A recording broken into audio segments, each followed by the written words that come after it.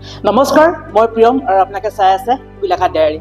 আপোনালোকৰ মৰমৰ প্ৰিয় চেনেলটো আজি 13টা বছৰ অতিক্ৰম কৰিলে। হয়, 2013 চনৰ 24 জুন তাৰিখে ফেচবুকত এটা গ্ৰুপৰ মাধ্যমেৰে আৰম্ভ হৈছিল গোলাঘাট ডায়েৰী। আৰু সেই সময়ত আমি গোলাঘাটৰ চুকে কোণে থকা বিভিন্ন সৰু সৰু খবৰবোৰ আমি গোলাঘাট ডায়েৰী যিটো গ্ৰুপ তাত আমি প্ৰচাৰ কৰি গৈছিলোঁ। সেয়া লাগিলে আন্দোলনবোৰে হওক বা সৰু সৰু কিছুমান খবৰ আমি আপলোড কৰি গৈছিলোঁ। আৰু সেই সময়ত যিহেতু 2G চলি আছিল আৰু 2G সময়ত আমি বিভিন্ন ধৰণৰ ফটোৰ মাধ্যমেৰে সেইবোৰ খবৰ দি গৈছিলোঁ। আৰু গম পাইছে যে 2G সময়ত এখন ফটো আপলোড কৰোঁতে কিমান সময় লাগে, 1 ঘণ্টা 1.5 ঘণ্টা এনেদৰে আমাৰ সময় লাগিছিল। সেইবোৰ আচলতে নষ্টলজিক।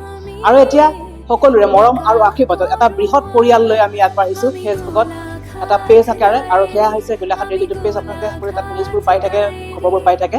আৰু আপোনালোকৰ সেয়া মৰম আশীৰ্বাদতে ইমানখিনি আগবাঢ়িছে। অকল ফেচবুকতে নহয়, আমাৰ ইনষ্টাগ্ৰাম আইডিও আছে আৰু ইউটিউবো আছে। সেয়া সম্ভৱ হৈছে কেৱল আপোনালোকৰ আশীৰ্বাদ আৰু মৰমত।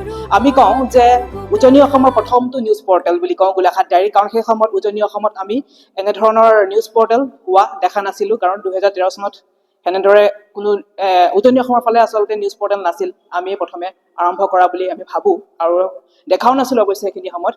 বাৰু যি কি নহওক, আপোনালোকৰ আশীৰ্বাদ আৰু মৰম চেনেহতে আজি আমি 13টা বছৰ অতিক্ৰম কৰিলোঁ। তাৰ বাবে আপোনালোক সকলোকে বহু বহুত ধন্যবাদ। এইদৰে মৰম আৰু আশীৰ্বাদ দি যাব। দ্বিতীয়তে, আমি আজিকালি যিবোৰ গোলাঘাটৰ বিজ্ঞাপনবোৰ আজিকালি আমি ব্লগ আকাৰে প্ৰচাৰ কৰোঁ। আচলতে যুগৰ পৰিৱৰ্তন হোৱাৰ লগে লগে সকলোৰে চোৱাৰ ধৰণো বেলেগ হৈছে।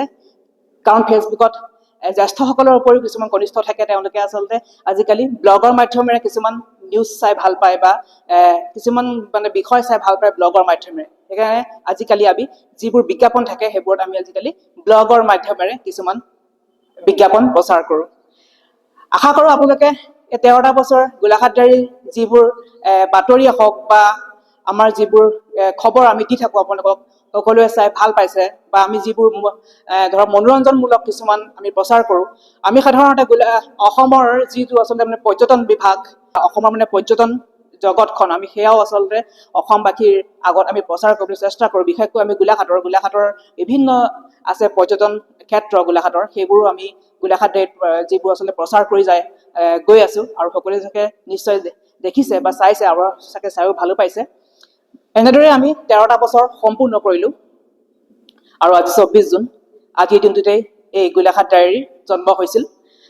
গতিকে আজি সমূহ অসমবাসী ৰাইজলৈ তথা গোলাঘাটবাসী ৰাইজলৈ মোৰ তৰফৰ পৰা, আমাৰ গোলাঘাট ডায়েৰীৰ পৰিয়ালৰ তৰফৰ পৰা আপোনালোকলৈ বহু বহু ধন্যবাদ আৰু মৰম যাচিলোঁ। কাৰণ আপোনালোকৰ আশীৰ্বাদ আৰু মৰম নোহোৱা হ'লে হয়তো আজি আমি ইমান দূৰলৈ আগবাঢ়ি যাবলৈ নোৱাৰিলোঁ হয়। ধন্যবাদ।